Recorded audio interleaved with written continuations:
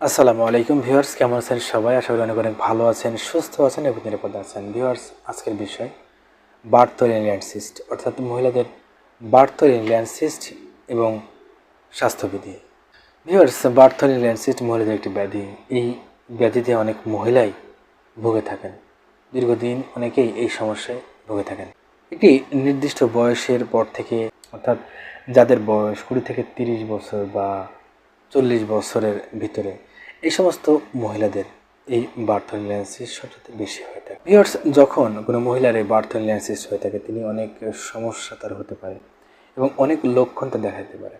ঠিক যেখানে বার্থোলিনিয়ান রয়েছে সেখানে একটি পিণ্ড আকৃতির কোনো কিছু দেখতে পাওয়া এবং সেখানে ব্যথা হওয়া, লাল হয়ে যাওয়া, ফুলে যাওয়া এবং সংক্রমণের ফলে সেখানে পুঁজ তৈরি হওয়া, এই সমস্যাগুলো কিন্তু এই একজন মহিলার এই বার্থোলিনিয়ান সিস্ট হলে কিন্তু দেখা দিতে পারে।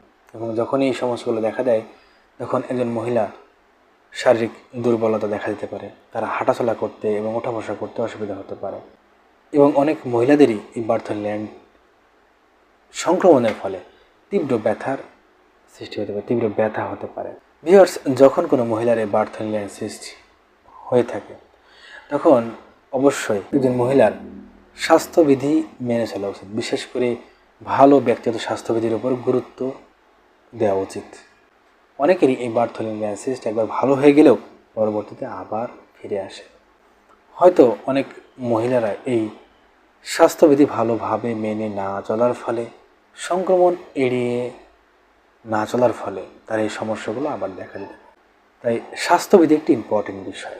স্বাস্থ্যবিধি মেনে চলা অবশ্যই গুরুত্বপূর্ণ একটি বিষয়। যদি কোনো মহিলার এই বার্থোলিনিয়ান সিস্ট একবার হয়ে থাকে, তাহলে অবশ্যই তাকে স্বাস্থ্যবিধি মেনে চলতে হবে। কিংবা যদি কোনো মহিলার বারবার এই সমস্যা হয়ে থাকে, তাহলে একটি ভালো ব্যক্তিগত স্বাস্থ্যবিধি মেনে চলার ফলে এবং এই অভ্যাসটি তৈরি হওয়ার ফলে দেখা যাচ্ছে এই বার্থোলিনিয়ান সিস্ট অনেকাংশে সম্পূর্ণভাবে নিয়ন্ত্রণে চলে আসছে। এখন স্বাস্থ্যবিধি মেনে চলার কথা বলতে গেলে কী কী স্বাস্থ্যবিধি মেনে চলা উচিত এবং কীভাবে তিনি স্বাস্থ্যবিধি মেনে চলবেন একজন মহিলা যখন তার বার্থোলিনিয়ান সিস্ট হয়ে থাকে। স্বাস্থ্যবিধির কথা বলতে গেলে প্রথমত যে বিষয়, সেটি হচ্ছে সংক্রমণ এড়িয়ে চলতে হবে, পরিষ্কার পরিচ্ছন্ন থাকার চেষ্টা করতে হবে এবং অবশ্যই পুষ্টিকর এবং স্বাস্থ্যকর খাবার গ্রহণ করার চেষ্টা করতে হবে।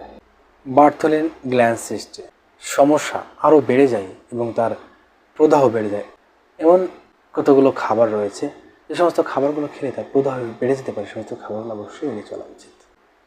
পরিষ্কার পরিচ্ছন্ন থাকার অভ্যাস করে তোলা, যৌনবাহিত রোগ থেকে দূরে থাকার চেষ্টা করা, অর্থাৎ যৌনবাহিত রোগ থেকে থাকলেও তার চিকিৎসা যথাসময়ে করা এবং চিকিৎসকের পরামর্শ অনুযায়ী ওষুধ সেবন করা। যদি কোনো মহিলার এই বার্থোলিনিয়ান সিস্ট হয়ে থাকে, তাহলে তার যদি তীব্র ব্যথা হয়ে থাকে তার সংক্রমণের ফলে এবং সেখানে পুঁজ দেখা দিয়ে থাকে, তো অবশ্যই এই পর্যায়ে তার পোশাক আশাকের দিকে অবশ্যই সতর্ক থাকতে হবে। বিশেষ করে টাইট ফিটিং পোশাক এড়িয়ে চলতে হবে এবং এই পোশাকের পরিবর্তে সুতি এবং ঢিলেঢালা পোশাক পরার অভ্যাস গড়ে তুলতে হবে। ভিউয়ার্স, এই সমস্ত নিয়মকানুনগুলো মেনে চললে এই বার্থোলিনিয়ান সিস্টকে মোকাবেলা করা সম্ভব। বার্থোলিনিয়ান সিস্ট সম্পূর্ণভাবে নিয়ন্ত্রণে চলে আসে। বার্থোলিনিয়ান সিস্টকে সম্পূর্ণভাবে নিয়ন্ত্রণে রাখা সম্ভব। ভিউয়ার্স, ভালো থাকবেন, সুস্থ থাকবেন এবং নিরাপদে থাকবেন। আয়ন হোমিও ক্লিনিকের চ্যানেলটির সাথেই থাকবেন এবং চ্যানেলটিকে অবশ্যই সাবস্ক্রাইব করে রাখবেন। আজকে এই পর্যন্তই, দেখা হবে অন্য কোনো নতুন একটি ভিডিওতে।